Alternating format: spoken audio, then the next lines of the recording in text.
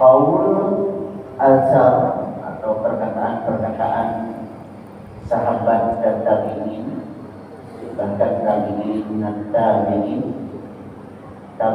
tabi'in itu generasi yang hidup kurang lebih 100 tahun setelah wafatnya Rasulullah. Karena generasi itu dalam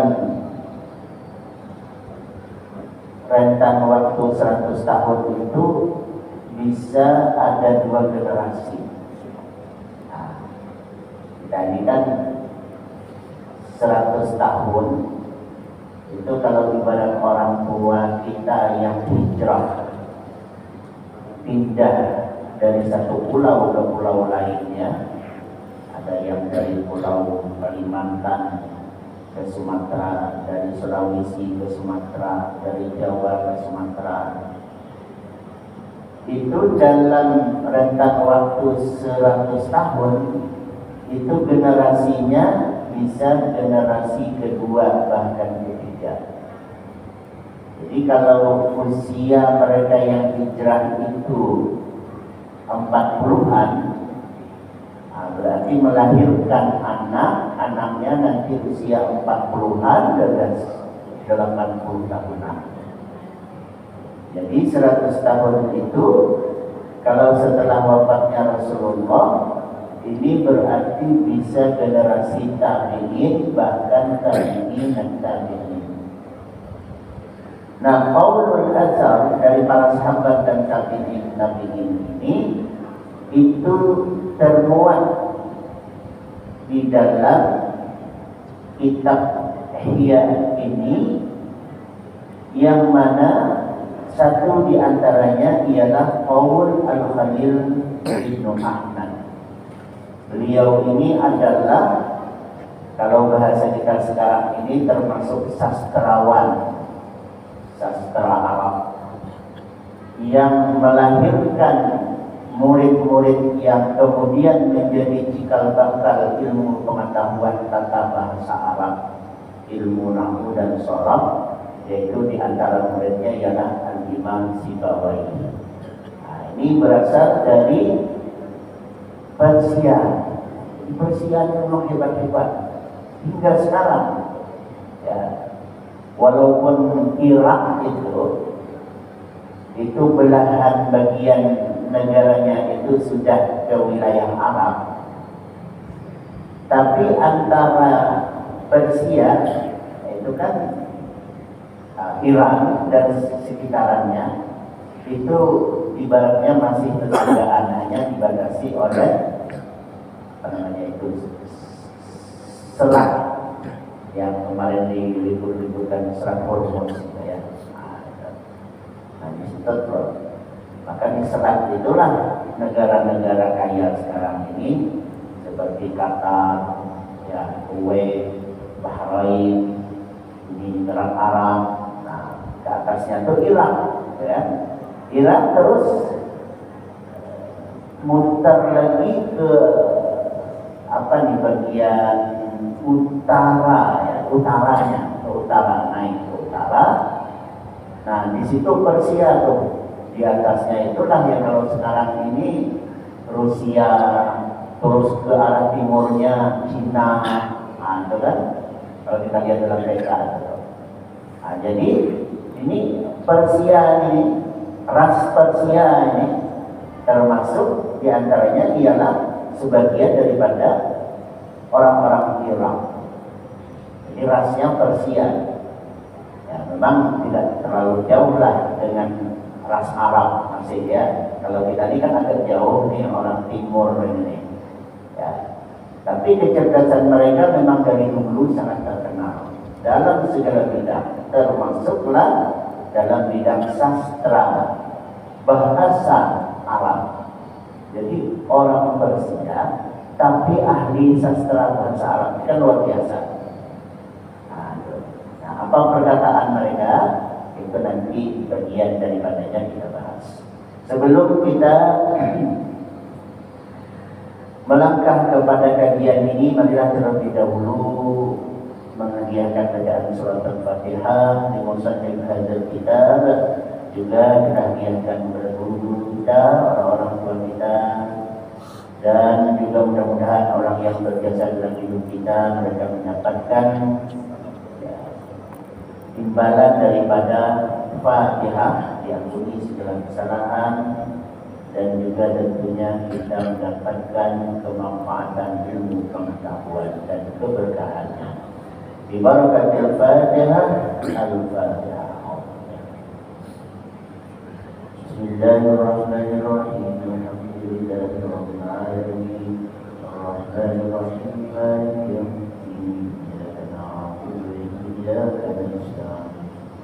اهدنا الصراط المستقيم صراط الذين أنعمت عليهم غير المغضوب عليهم ولا الضالين. Dalam pertemuan sebelumnya ini sudah ada nih masuk bahasa kita nih, tapi biar kita rangkum saja dalam kesempatan pagi ini. 4 kriteria orang dalam ilmu pengetahuan ini, kita berada di bagian mana? Kata Al-Imam Al-Khalil Ibnu Ahmad, Ar-Rijalu Arba'ah, orang itu dibagi kepada 4 macam. Nah, yaitu rajulun yadri wa yadri annahu yadri fadzalika alimun fatba'uhu. Juga mendapat tabi'u ittaba'a yang tabi'u. Ittaba'a artinya ikutilah, ittaba'a yang tabi'u mengikuti. Fattabi'uhu, maka ikutilah. Siapakah mereka itu? Yaitu rajulun yadri, orang alim. Nah, ya, rajulun yadri ini orang alim. Orang alim yang yadri, yang dia itu yadri itu kalau karena bahasanya sastra kan, bahasa puitis gitu, sadar bahwa dirinya itu alim. Artinya bahwa dirinya berilmu pengetahuan. Annahu yadri wa yadri annahu yadri. Rajulun yadri wa yadri annahu yadri. Nah, itu bahasa sastranya, susunan katanya. Orang alim yang tahu dirinya kalau dirinya itu berilmu pengetahuan. Fadzalika, maka orang itu alimun, dia adalah orang alim, orang yang berilmu pengetahuan. Maka fattabi'u, ikutilah. Jadi kita ini mengikut orang alim, orang yang berilmu. Nah, karena kajian lingkup kita adalah kajian tasawuf, maka di sini adalah ilmu agama. Tentu ada kulli hal kalau kita bicara ilmu, ya segala yang baik, maka kita memang harus berkiblat ke situ. Bahkan ilmu pengetahuan ini bisa diambil dari musuh sekalipun dalam dunia peperangan, kan? Strategi itu kan membaca lawan, maka berarti dikaji dulu ilmu lawan itu. Dalam persepak bolaan itu kan ya, kan dikaji dulu itu tim lawan ini nih. Nah, strateginya, maka strategi setiap, kalau dulu tim namanya, kalau sekarang apa squad, apa namanya, persepak bolaan. Dia tidak mau menonton kalau umpama tampil saat ini apa bahasanya tuh 2, 3, 4, 4, 4, 2, ada istilah-istilah itu kan dari kesebelasan itu tuh. Itu tidak mau yang seperti itu lagi. Kalau tampil kemarin 4, 4, 3, oh nanti berubah itu tuh 3, 4, 2, nah tadinya tuh posisi pemainnya tuh. supaya tidak terbaca oleh lawan, salah satunya kan. Dalam dunia peperangan seperti itu. Jadi membaca, jadi mengenali, mengetahui ilmu. Nah, jadi bahkan ilmu itu bisa didapat dari lawan. Dari situlah kemudian nanti bisa menguasai lawan. Nah, kalau tidak tahu ilmunya, tidak akan mampu menguasai. Ya, kalau orang negaranya negara tandus, negara gersang, ya, lalu kemudian berjumpa dengan negara tropis, kalau negaranya katakanlah negaranya Arab, yang tandus, yang gersang, yang tumbuh-tumbuhannya tidak serindang yang hidup di daerah-daerah tropis. Lalu yang di tropis seperti Indonesia, Asia Tenggara pada umumnya, katakanlah ini terjadi peperangan antara negara tandus dengan tropis ini. Itu kalau tidak pandai membaca, jadi kalau terjadi agresi negara tandus ke tropis, agresor ini dia harus paham negara yang mau dikuasainya di tropis ini. Taktik perangnya tidak bisa dibawa seperti mana ia perang di negara dia. Nah, karena ini negaranya tropis. Nah, mau tidak mau dikaji lawan ini, maka masuklah ke kandang lawan, mencari informasi, cari mata-mata, cari kawan yang diambil dari pihak lawan. Zaman Belanda itu kan begitu tuh, yang disebut dengan apa namanya itu, Belanda hitam, Londo Ireng, gitu kan, yang viral-viral Londo Ireng, gitu kan. Itu orang kita yang pro Belanda. Nah, tujuan Belanda yang asli apa? Untuk mengenali medan. Bagaimana ini cara menghabisi lawan kalau perang di dunia daerahnya tropis, sementara dia daerahnya berbeda, alamnya beda. Nah, itu. Kalau tidak bisa menang. Walaupun sehebat apapun, canggih seperti apapun, banyak seberapapun tentaranya, Amerika tetap kalah juga di Vietnam. Nah, kan begitu.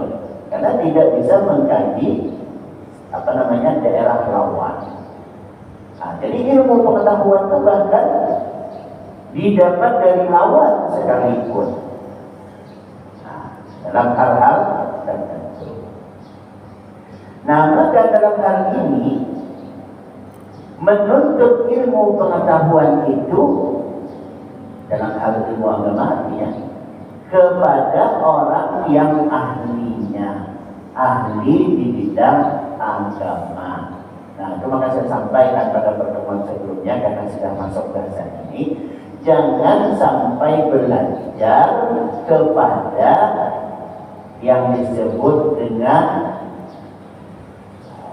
teknologi artificial, apa namanya itu, intelligence, yang dikenal singkatannya sebagai AI, yang kemudian kita menyebutnya AI. Nah, itu. Jadi kalau dalam bahasa kita itu namanya kecerdasan buatan. AI itu kecerdasan buatan. Jadi dia pandai membaca. Kira-kira seperti ini. Tetapi secanggih-canggihnya robot tanpa cerita itu, karena bukan manusia, ya, yang mengoperasionalkan manusia, tapi yang bekerja robot. Nah, itulah AI tadi itu. Artificial intelligence tadi itu. Nah, manusia yang mengoperasionalkan, tetapi